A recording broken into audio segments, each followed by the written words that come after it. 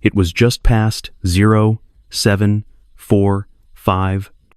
Though the sun over Davis-Monthan Air Force Base already felt like a furnace. Heat shimmered off the tarmac as the whine of a 10 warthogs spun up in the background, deep and steady. Like a beast stretching awake.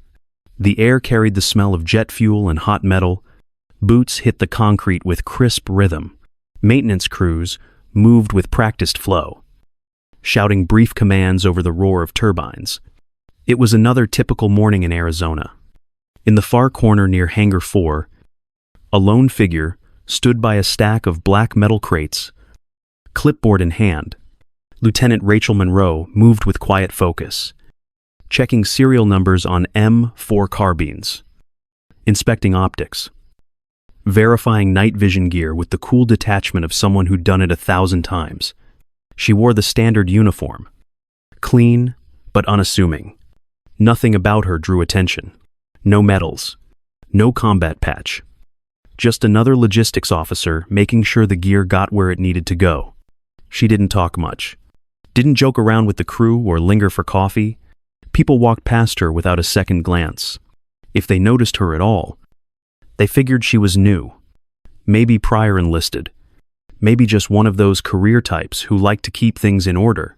Colonel Daniel Briggs had seen a lot of officers in his years. Combat pilot turned base commander. He was the kind of man whose voice could cut through engine noise and whose stare could stop a junior airman mid-stride. He'd flown over Syria, Iraq, and Afghanistan, pulling close air support for teams pinned down in places they weren't supposed to be. Nothing rattled him. At least, nothing used to. That morning, he decided to run a spot inspection, walk the line, ask names, keep everyone on their toes. He moved like a storm calm, controlled, but always pressing forward. As he passed the logistics area, his eyes paused on the quiet woman checking gear. Something about her stance, the way she kept her head slightly down, but her awareness sharp, it made him stop. Name: Lieutenant Rachel Monroe. Sire. He looked her over again, frowning just slightly. Then, after a beat too long, he asked what no one else would have. Call sign. The techs nearby went still. A few exchanged glances. That question never came up in this context. Not in logistics. Not here. Rachel didn't blink. She looked up, steady and calm. Rogue Echo 7. The silence cracked like a dropped wrench. The colonel's face changed, draining of color. He blinked once. A pause. Then, a small twitch in his jaw. His hand, holding a notepad, trembled just enough for a nearby staff sergeant to notice. The sound of the Aten seconds blurred in the background, but everyone standing close suddenly forgot how loud they were. A whisper started. Just fragments. Rogue Echo. Did she just say 7? The colonel didn't speak. He looked at her for a second too long, then turned on his heel and walked away. The edges of his movement tighter than usual. Rachel went back to her list like nothing had happened. But the air had changed. Everyone felt it. Something had cracked open. And nobody could quite name it. Not yet. The blinds were already drawn when Rachel stepped inside Colonel Briggs's office. It was just past 0810. Though inside the room, it felt like evening. The air conditioning hummed faintly. The door clicked shut behind her. And for a long moment, the colonel didn't say a word. He stood by the counter where a small coffee setup sat untouched. Instead, he reached for the glass water pitcher, filled it halfway, then poured into a heavy-bottomed tumbler. The water sloshed unevenly. His hand wasn't steady. He didn't look at her right away, just stared into the glass before setting it down with a soft clink. Then he turned, eyes hard but unfocused, like he was still trying to process what he'd heard on the flight line. Rogue Echo 7. The words settled into the room again without being spoken. He exhaled through his nose. Then his voice came, quieter than usual. Back in 15. Syria. My squadron got redirected from standard CAS to a bad landing zone near the border. Rough terrain. Unplanned. Local militia picked up our movement. Next thing we know, we're grounded. Surrounded. No comms out. Light arms and one sidearm per pilot. It was bad. He walked around his desk but didn't sit. He let the memory hang there for a second, then continued. We had a 5-man crew, 2 injured. Gunfire closed in all night. Then, just past 2:30 a.m., we heard movement, but it wasn't them.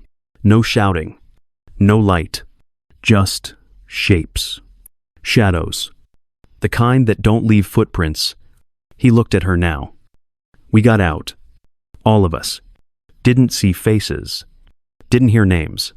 But someone whispered call signs as they passed orders through the dark. Just radio identifiers. There was one that stuck. Rogue Echo 7. Rachel stood still. No reaction. No nod. Nothing. But her silence spoke louder than any confirmation. He shook his head once. Then sat. I thought that was a ghost story. Pilots would talk about it like a legend. An unofficial myth. Nobody ever wrote it down. Command buried the whole thing. He studied her face, searching for any sign of emotion. There was none. Her posture remained level. No challenge. No retreat. They cycle you out. Her voice came quiet. Even. That's what they call it. I call it getting erased. I was reassigned into logistics. No ceremony. No debrief. Just new orders and a desk. I didn't fight it. He frowned. Not out of anger, but something closer to regret. You were Tier 1, she didn't answer. You were never meant to be on record. She gave a small nod. Just enough. They trained us to disappear. When the mission ended, so did our names. We were assets. Once burned, we were shelved. The colonel leaned back, rubbing the corner of his jaw. For once, his usual composure felt worn thin. And now you're here, walking among us like, what? Like this was just another duty station. I didn't come back to make noise. I came back to disappear better. That sat in the air between them, heavy and true. He looked down at his desk, then slowly back up at her. The recognition was finally there, not just of who she used to be, but what it meant for her to be standing there at all. Flesh and blood, a remnant of something classified and long buried. You saved lives that night. She didn't respond. He nodded once. The gesture, small but firm, as if anchoring the weight of that memory. All right. Lieutenant. He stood, motioned toward the door. That'll be all. Rachel stepped out without another word. Behind her, the door closed soft. But the silence in that room stayed, the kind of silence that only comes from remembering something you weren't supposed to. It started just after 1425. A red light blinked on the operations screen in the command center. A CH-47 Chinook en route to a mobile clinic in the southern range had gone dark. No beacon. No comms. No telemetry. The last ping showed the bird hovering near Grid 7, just east of Black Canyon, where old training routes twisted into terrain that even satellites struggled to see. The room filled quickly. The air was thick with heat and unspoken tension. Colonel Briggs stood at the front, hands braced on the edge of the table, voice clipped and cold. The Chinook was carrying 2 medics, 3 pallets of supplies, and a young lieutenant fresh out of the Air Force Academy. His name hadn't even made it onto the rotation board yet. Now he was missing, possibly captured. The colonel paced slowly, dragging a pointer across the map. He circled the grid zone with a sharp motion, speaking into the silence. There's no ISR coverage past this ridge. Ground intel is 2 weeks old. Best case, engine failure. Worst case, insurgent holdouts took a shot and got lucky. A low murmur moved through the room. Officers exchanged looks. Some shifted in their seats. No one spoke up. Not yet. Briggs kept going. Rescue options were limited. Night insertion was risky. A convoy would take hours. Helicopter support was possible, but loud and visible. They needed answers before sunrise. And no one was volunteering to go first. That was when the voice came from the back. "I know that canyon." Heads turned. Rachel Monroe stepped forward, arms crossed behind her back. Her voice didn't rise above anyone else's, but it was steady enough to cut through the noise. "I mapped that terrain during a covert op in 2016. I still remember the approach. Low sandbanks. 1 route in, 2 out. I can get to that crash site without being seen." Briggs straightened, his brow furrowed. "Not out of anger, but calculation? You're not operational. Monroe, your logistics." She nodded once. "I know, but that doesn't change the fact that I'm the only person in this room who's already done what needs to be done. You need stealth, not firepower. You need someone who doesn't need to be found on comms." The colonel didn't speak. His silence asked the question she answered next. "This isn't a team mission. You send boots. You light up the whole valley. I go alone. Quiet. In, out. You're asking to break protocol. I'm asking to save a kid who never got the chance to see combat. Let me do it." "Sire." Another beat. Then Briggs gave a slow nod. "Prepper. Light kit only. No long rifles." The gear came together fast. She requested a Sig Sauer M17 with a 2-mag setup, a Gerber LMF2 survival knife, a PVS 14, monocular for low-light now, encrypted comms for one-way signal check-ins, and a laminated copy of the old topographic map she'd memorized years before. She wore desert camouflage under a lightweight harness. No armor. Too loud. Too bulky. Every piece of gear had its place. She moved through the prep like she was putting on an old skin. Insertion was scheduled for 0210. She stood on the edge of the flight line beside an MH-6 Little Bird. The rotors spun slow as the pilot waited for final signal. No words were exchanged, just a nod. A motion. And she climbed in. As the helicopter lifted, Davis, Monthan, faded into the dark, replaced by the open void of the high desert. The moon was low. The wind carried sand in small, cutting bursts. At exactly 2:10 a.m., the Little Bird flared above the canyon rim. She dropped fast, rolled once in the dirt, and was gone from sight. The helicopter never circled back. She was alone again. No backup. No noisy. No glory. Just the sound of her breath and the feel of old instincts settling into place. Rogue Echo 7 had returned to the shadows. At exactly 0210, the MH-6 Little Bird skimmed low across the ridge, its blades whispering against the night sky. It didn't land, just hovered for 2 seconds, long enough for Rachel Monroe to drop from the skids, roll into the dirt, and vanish into the shadows. The helicopter pulled away, rotors fading fast, until all that remained was silence. No lights, no signal, just the open dark of desert rock and brush. Rachel crouched low behind a jagged outcrop. The air was cool, dry, and motionless. She slipped on her PVS 14 monocular entry key. The canyon lit up in shades of green. Every contour, every ridgeline, every path came back to her, like muscle memory. It had been nearly a decade since she last walked this terrain. Nothing had changed. She moved without sound. Boots barely touched the earth. She adjusted her breath with each step, exhaling only as she slid past a cluster of cacti, ducking under natural ledges where sound wouldn't carry. She didn't need to see her map. The route was already in her bones. Below her, past a bend in the canyon wall, a camp flickered to life. Small, quiet, maybe a dozen fighters. A central fire burned low, just enough to silhouette movement. Laughter came in bursts, muffled by the wind. It sounded casual, bored. They didn't expect trouble. She skirted the high line, keeping to the shadows. Her path dipped, curved along a runoff trench that gave her cover up to the edge of the outpost. She paused behind a stack of broken crates. The structure ahead was crude tarp stretched over wood frames, ringed by wire fencing.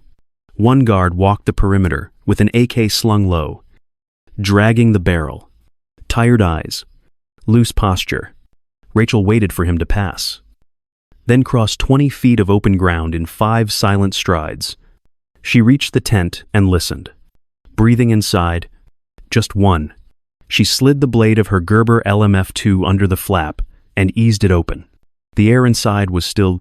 A young man sat in the corner, wrists tied to a rusted pipe, face pale and drawn. He looked up fast. His mouth opened, but she raised a single finger, quiet. He blinked hard and nodded. She knelt, cut the ties, and helped him to his feet. No questions, no explanations. She took his hand, placed it on her shoulder, and guided him out the way she came. They moved as one shadow. At times, she pulled him down. At others, he followed her motion without hesitation. They crossed the trench again, curved behind the ridgeline. Once, a guard stepped out to relieve himself. Rachel froze mid-step, pressed the lieutenant flat to the dirt, and became part of the canyon itself. The man yawned, zipped up, and walked away. They didn't speak. Just past 0330. They reached the far edge of the extraction zone. The wind picked up slightly, tossing sand across their boots. Low to the south, red chem lights flickered. 2 Marines stood alert beside a parked Humvee, their heads turning as they spotted movement. They raised weapons, then lowered them. Rachel stepped into view. The young officer behind her, still clutching her shoulder. Both of them whole, both of them silent. The Marines stared. One said something under his breath, but it didn't matter. From behind the vehicle, Colonel Briggs stepped forward. His arms crossed. He didn't speak right away. Rachel let the lieutenant go. A medic took him. The kid looked back once, his eyes wide with something like disbelief. Briggs studied hair, the lines around his mouth deeper than they were hours ago. She looked at him, calm, steady. "I didn't come back to fight." He didn't answer, just nodded once. "But sometimes the fight finds you." She turned, started walking back toward the second vehicle in the line. Nobody stopped her. Nobody asked for a report, because there was nothing more to say. By the next morning, the mission was already fading into the quiet. No names were filed, no citation drafted, no mentions in the daily brief. Just silence. The kind that only shows up when something too real has happened. Rachel Monroe returned to her duties without a word. Same uniform, same checklist, same crates lined up along the hangar floor. She moved between them with her clipboard, checking serial numbers on rifle optics, signing off on supply transfers, scribbling updates on ammo stock. To someone passing by, she looked exactly as she had the week before. But now, when she walked past, people noticed, not openly, just a second glance, a slower nod. No one asked questions. Most didn't say a word. But something in the way they carried themselves around her had changed. The tech sergeant, who used to joke when she passed, stayed quiet. The young airman at the front desk stood up a little straighter. When she approached, Colonel Briggs never spoke of it again. Not publicly, not behind closed doors. Rogue Echo 7 disappeared just like she always had. Still, sometimes during quiet hours, when new officers came through and asked who the quiet woman was in supply, he'd answer in his usual tone. If she asks for anything, give it. Don't ask why. Just make sure she has what she needs. She never did ask. She just kept working. A few days later, near the end of shift, the sky over Davis, Monthan turned the color of rust. Wind swept across the open flight line. Rachel walked alone past the row of parked 8 seconds, their canopies propped open. Ground crews checking panels in the fading light. The engines hummed low, like distant thunder. Dust spun around her boots. No one turned to look. She preferred it that way. She walked with no hurry. No noisy, just another name on the duty roster. Just another quiet figure in a sea of movement. And maybe that's how it's supposed to be. Because not all legends come wrapped in ceremony. Not all warriors carry medals or march in parades. Some live in the silence between missions. Some walk beside us. Unannounced. Unseen. And sometimes, the quietest person in the room is the one who's done the most. We just never knew it.